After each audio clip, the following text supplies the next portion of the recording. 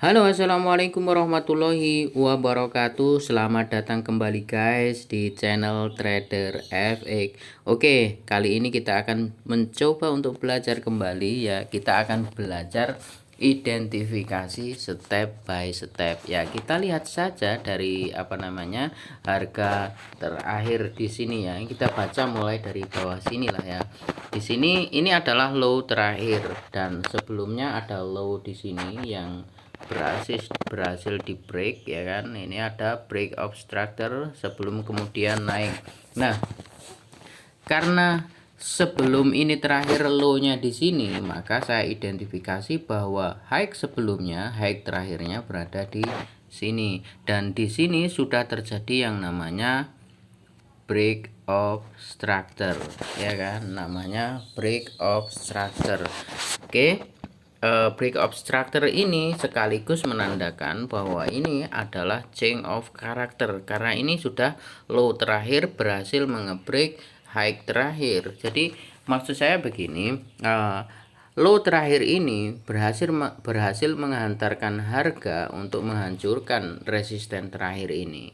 Kemudian harga pullback ya, pullback sampai di sini dan membuat sebelumnya ini adalah high ya, membuat high berikutnya, terus di sini adalah low berikutnya ya kan. Begini. Nah, dan ternyata di sini high ini berhasil di break lagi. Ini artinya adalah break of structure ya kan. Ini adalah pause. Sudah ada change of character, sudah ada break of structure, ini adalah setup komplit bahwa akan ada kembali gerakan naik ya kan, gerakan naik. Artinya ini adalah di time frame ini, di ring ini ya kan, di ring yang kalau kita baca nanti sampai ini artinya ada gerakan reversal ya. Reversal seberapa ya, sejauh time frame H1 ini aja gitu. Nah, kalau seperti ini berarti kita akan ancang-ancang buy. Namun perlu diperhatikan buy-nya di mana, ya kan? Buy-nya di mana? Nah, buy-nya di mana? Perlu juga kita lihat di kiri, apa yang ada di kiri kan, gini kan. Nah, kalau kita perhatikan, kita perkecil seperti ini. Nah, kan di sebelah kiri ini kalau teman-teman lihat saat ini berada di zona resisten ya kan. Nah, zona resisten ini justru adalah zona-zona yang rawan dimanipulasi, karena saya menyebutnya ya seperti ini adalah zona liquidity ya kan. Ini area liquidity. Nah, kalau seperti itu, kalau ini memang valid liquidity, berarti di atasnya harus ada supply yang masih fresh. Jadi kita harus lihat apakah ada supply fresh di atasnya. Nah, kita tandai di sini ada hidden supply ya. Saya ambil yang hidden supply ini. Ini hidden supply. Kenapa kok nggak atasnya? Nah, kalau sudah di atasnya ini sangat rawan teman-teman. Ini adalah zona liquidity juga. Nah, ini liquidity trendline. Biasanya kalau sudah harga ini nyampe ke sini, kebanyakan ini malah di break ya kan. Nah, justru kalau ini liquidity dan ini nanti ternyata di break ya kan, disentuh atau dilewati sedikit, harusnya kita harus tunggu bahwa hidden supply ini ya, order block ini harus dilewati sedikit, harga kita berharap harga akan turun ya kan. Ya kan, seperti ini saya coba gambar. Kita akan berharap bahwa harga nanti akan turun naik ya, ngebreak sedikit gini, kemudian turun mengambil zona demand, baru kemudian naik. Nah, naiknya kemana? Nah, ini di sini ada imbalance, di sini ada hidden supply yang didukung oleh support di sini. Nah, kita akan tandakan di situ pakai garis horizontal line aja ya. Nah, seperti ini di sini, tepat di sini. Nah, saya justru kurang ini ya, kalau yang di atasnya ini kurang suka karena di atasnya. Nah, ini seperti ini. candle-candle seperti ini kurang kuat untuk menahan harga biasanya. Kalau harga biasanya sampai sini malah justru akan berlanjut naik, ya kan? Berlanjut naik, apalagi kalau kita lihat ini di atasnya. Di sini ada equal high liquidity, ya kan? Nah, di sini. Ini sangat bahaya ini. Makanya kita akan lihat reaksinya dan apa namanya pendekatan harga menuju arah sini, apa yang dilakukan. Nanti kita akan coba cari peluang sellnya di sini, gitu. Kenapa kok di sini? Nah, ini hidden supply disokong oleh support di sebelah kirinya, kemudian meninggalkan imbalance, ya kan? Ini gerakan sangat powerful dan dilanjutkan dengan zona liquidity. Ini valid, ini komplit. Kalau menurut saya ini setup yang komplit untuk mementalkan harga, tinggal nanti konfirmasinya seperti apa gitu ya. Tapi biasanya kalau lihat seperti ini saya bisa langsung pasang sell limit gitu ya, pasang sell limit gitu. Yang lotnya diukur aja, jangan besar-besar. Oke, seperti itu. Kemudian kita lihat ya apa yang dilakukan harga. Nah, kita kalau mau ancang-ancang buy di mana? Nah, jelas di sini ini ada minor break struktur ya di sini, bos. Kemudian di sini ada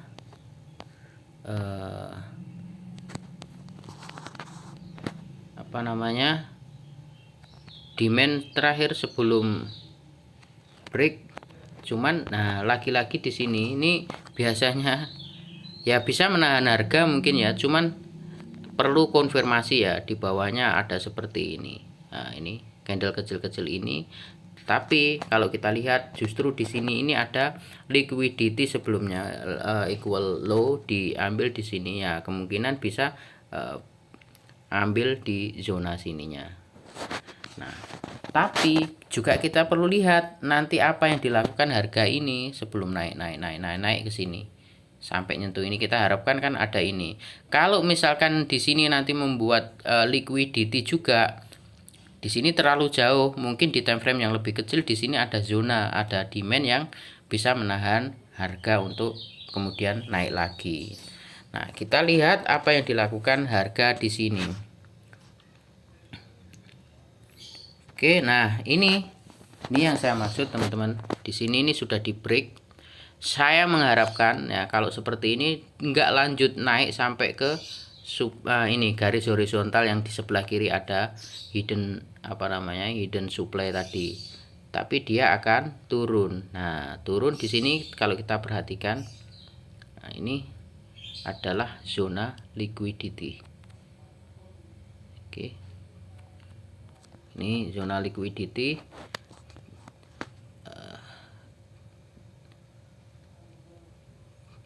Oke, nah ini menandakan ya, menandakan bahwa demand yang saya tandai hidden demand di hidden supply ini di atas ini tambah valid, ya kan? Kenapa kok tambah valid? Karena ya ini membuat zona jebakan lagi, ini liquidity lagi, artinya nanti akan ada gerakan push ke atas ini kemudian turun. Nah, apalagi kalau kita lihat ini ya seperti akan membentuk compression ya. Oke. Oke, sudah naik. Nah, oke, berarti kalau sudah naik seperti ini kita ngikut sell dulu lah. Targetnya di mana ya? Targetnya di sini aja, di ujung ini. Kalau kita tarik garis sepertinya ada kesinambungan, mungkin ini adalah liquidity trendline ya. Oh enggak, ini kalau ini kejauhan kayaknya. Nah, justru ini nih ke sini nih.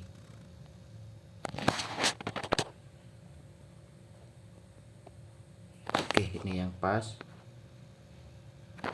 Nah, karena di sini kalau kita lihat ternyata ini adalah masih ada demand fresh, ya kan, ini yang kemungkinan bisa ya ini berarti di sini ya. Di sini sebentar harus kenapa kok ngambil di situ. Oke,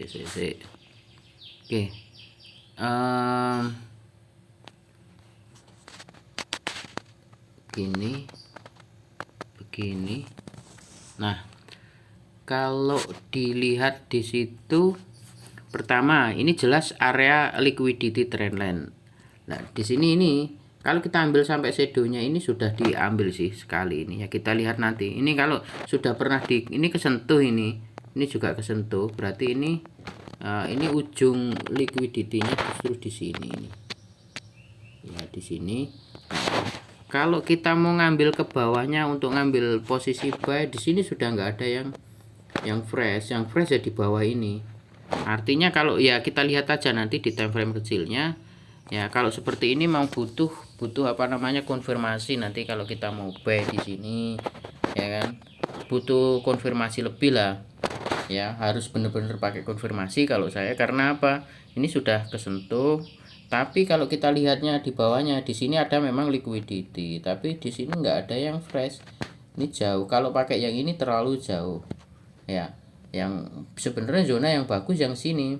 Ini demand dan ini mampu break ini, kemudian menghasilkan imbalance, dan di sini adalah zona liquidity. Ya, kita lihat saja nanti harga ini nyampe mana. Nah, kita baca dulu yang ini. Ini kita bisa sell. Ini power up candle terakhir buy-nya sudah diambil. Nah, kita bisa sell. Sebenarnya kita coba ke time frame M15 dulu. Nah, oke. Nah, di sini nah mungkin dia naik lagi tapi nggak terlalu jauh ya, kita ikuti aja. Di sini kita langsung sell. Berarti SL-nya di atas engulfing ini seperti ini. Tapi ini sangat rawan ini nanti di liquidity juga, hati-hati seperti ini. Nah, kita taruh atasnya lagi beberapa pip seperti ini. Kalau lihat ini risk rewardnya jelek ya, jelek. Berapa ini? Masih 1:1 lah. Oke, 1:1. Oke, coba kita lihat. Nah, oke. Berarti benar. Terus kalau kita mau buy, apa yang harus kita tunggu? Nah, ya dilihat dulu ini harga ini apa yang dilakukan. Break kah? Ini guys. Ini sudah membentuk chain of character, ya kan? Ini ada chain of character. Nah, di sini. Kemudian biar lebih jelas lagi kita coba turun ke M5 ya. Ke M5 dimana ada zona yang mungkin di liquidity. Ini kalau seperti ini, mana candle panjang terakhirnya, di sini ada di M5 ada break of structure, break di situ, dan di sini yang kemungkinan akan di liquidity low ya, liquidity previous low-nya ini. Terus ya, demand-nya di sini, tapi di sini ini sangat rawan juga, bisa jadi nanti akan menghasilkan shadow ke bawah ke sini ya. Kita cegat di situ dengan SL, kasih space agak lebihan. Oke, coba ya. Gini, ambilnya di sini aja, tepat di sini. Targetnya kasih berapa pip di bawah low. Nah, targetnya sekarang, target kita ya di sini lagi. Ini sudah 1:3 guys. Oke, kita coba lihat apa yang dilakukan. Apakah keambil order kita, atau sudah langsung naik, atau bahkan kesentuh SL nya ya. Oke, kita pindah ke time frame yang lebih gede biar agak cepet. Nah, seperti ini.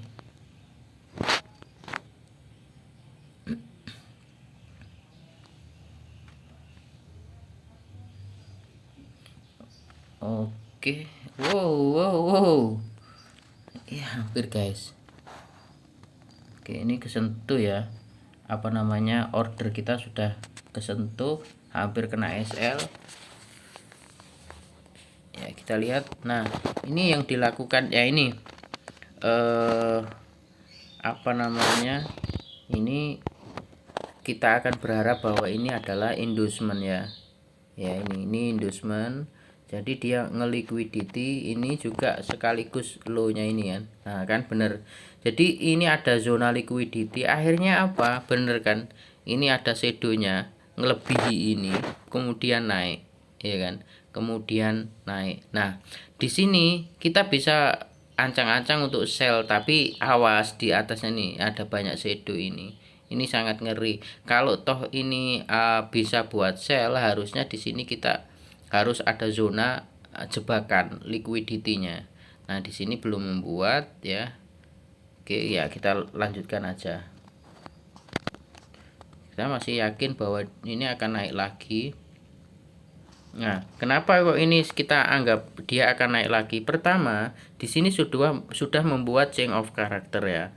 Kemudian ini kita anggap break of structure ya kan. Break of structure artinya apa? Di sini ini sudah valid atau komplit bahwa di time frame M15 ini dia akan reversal naik gitu ya. Ini kita anggap bahwa dari sini ke sini dia sedang melakukan gerakan turun atau tren turun, terus kemudian membentuk pola ini adalah reversal untuk naik. Ya harusnya sebelum dia turun lagi ini harus naik dulu ke sini, bahkan membuat high lagi ini. Kalau apa namanya, membuat inilah, mengambil ini ya. Ini saya perbesar dulu ya. Coba saya perbesar. Sini. Nah, ini yang saya maksud tadi sudah saya tandai. Di sini kan ini paling enggak ya harus di atasnya ini. Coba kita kasih TP di atasnya. Di atasnya sedikit seperti ini. Pasti kesentuh karena itu liquidity, pasti diambil gitu. Kita coba lihat.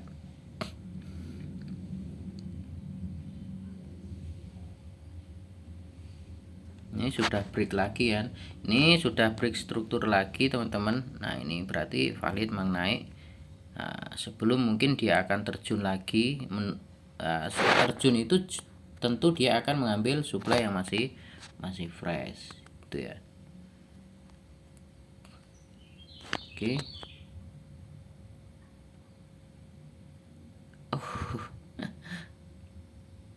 Oh iya, sampai. Oke. Nah, kurang lebih seperti itulah teman-teman ya.